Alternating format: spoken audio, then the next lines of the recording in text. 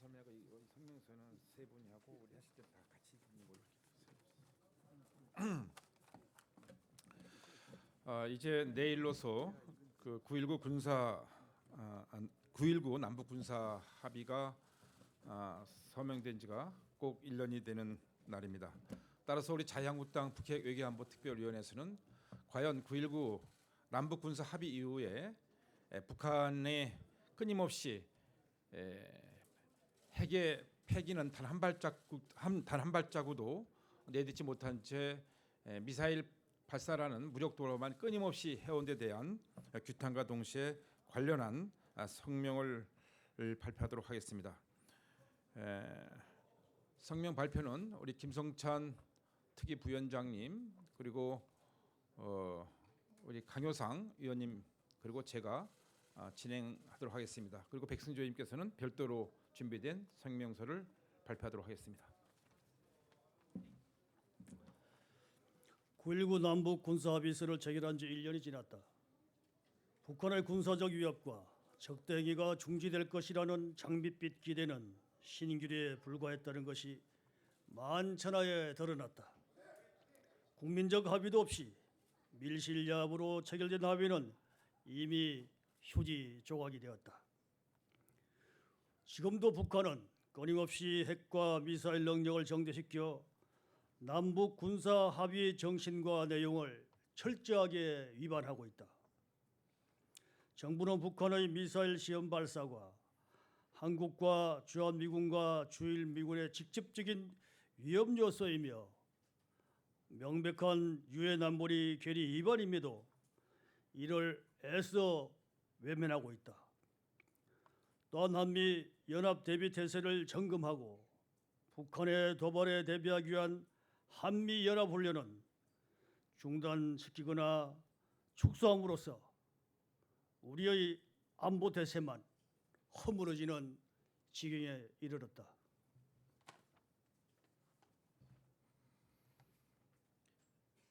북한은 9.19 남북 군사 합의 이후에도 NLL에서 불과 수백 미터 떨어진 한박도에 군사 시설을 설치하여 수도권을 호시탐탐 넘보는 적대 행위를 아무런 제지 없이 감행하고 있다.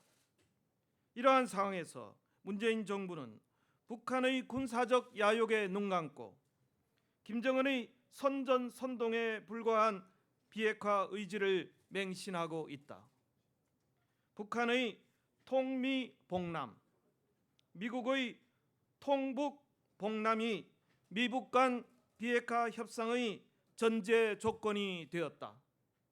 문재인 대통령은 밥상에 숟가락이라도 얹어 보겠다는 무임승차를 시도하기 위해 미국과 북한 어느 쪽에서도 메아리 없는 미북 대화 중재를 외치고 있다. 북한은 이제 9.19 남북 군사 합의 이행을 위한 우리의 실무회담 요청에도 응하지 않고 있다.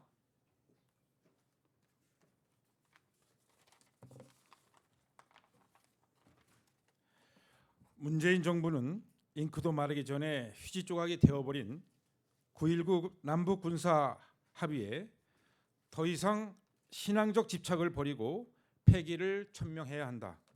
이것은 국민의 명령이다. 국민의 명령에는 반드시 책임이 수반되었던 역사적 교훈을 잊어서는 안 될 것이다. 우리 자유한국당은 고도화된 북한의 핵과 미사일이라는 대량살상 무기 위협에 맞서서 국가와 국민의 안위를 지키기 위한 강력한 국방력을 구축할 것을 천명하며 우리 실정에 맞는 한국형 핵 전략을 국민과 함께 구체화시켜 나갈 것이다. 2019년 9월 18일 자유한국당 북핵 외교안보특별위원회.